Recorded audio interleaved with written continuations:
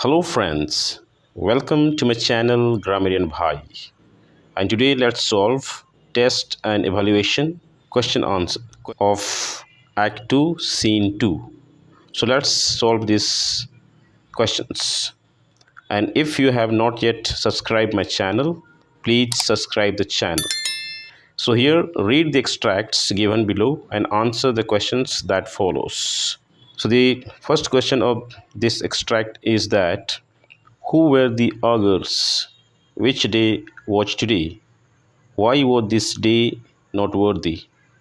So the answer could be the augurs were the fortune tellers or the priests who interpret the supernatural events as signs that were warning Caesar. Today were the IDs of March, 15th of March. This day was noteworthy because on this day was associated with misfortunes and doom. It was the day Julius Caesar was assassinated too. Next question. Where was Caesar about to stare forth? Who are they? Who had asked them to do what they were doing and why? So the answer could be Caesar was about to stare forth to the Capitol or to the Senate. They are priests or augurs. Caesar had asked the augurs or the priest to sacrifice animals and interpret and predict whether omens were favorable or not. Caesar often consulted the priests about his chances of success before taking a decision. He generally acted according to the advice of the priests. Next, question number 3. What did it signify that the beast had no heart? What was Caesar's interpretation of the strange fact that the beast had no heart? So the answer will be the beast had no heart signified that priests did not want Caesar to go out of the house. They feared for the safety of Caesar as the omens forewarned of an impending danger. Caesar arrogantly dismisses them as the fear of a coward man and says that he would be a man with no heart, or in other words, a weak coward if he stayed in fright at home. Next, question number 4. What did Caesar say about danger and himself littered on the same day? So the answer will be Caesar boasts of his greatness and bravery. He boasts that even dangerous men feared him because they knew that he was more terrible than danger itself. He arrogantly claims that danger and he were like two lion cubs born on the same day, but he was in fact more terrible and dangerous. Question number 5. Was Caesar courageous to stare forth that day in spite of many external signs? Give 2 reasons to justify your answer. So the answer will be yes, Caesar was courageous enough to go to the Senate or Capitol that day in spite of many external signs. And the 2 reasons to justify my answer. The first one, it reveals that Caesar, as an arrogant and egoistic man, fond of boasting about his greatness. Second, he considered himself superior to all and was not answerable for his own actions to anyone. Next, second extract, and the first question of the second extract is, where are these 3 at this moment? Name the other who were present. Why had they come here? So the answer will be, the 3 are in a room in Caesar's house. There were also Calpurnia, Publius, Casca, Tribonus, Metellus, Cimber, Decius, and Brutus.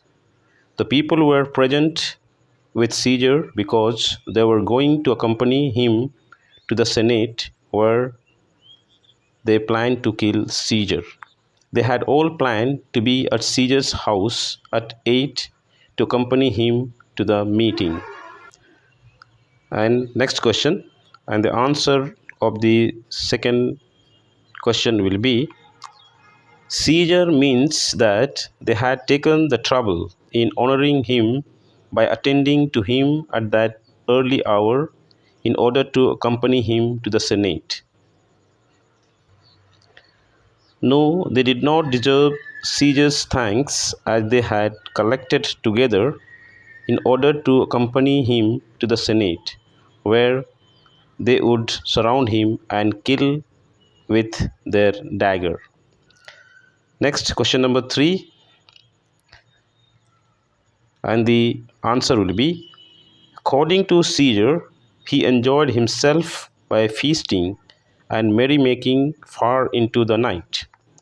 Brutus had earlier stated to the conspirators when they were plotting the murder of Decius, had asked if no one else was to be killed along with Caesar. Cassius had mentioned Antony's name.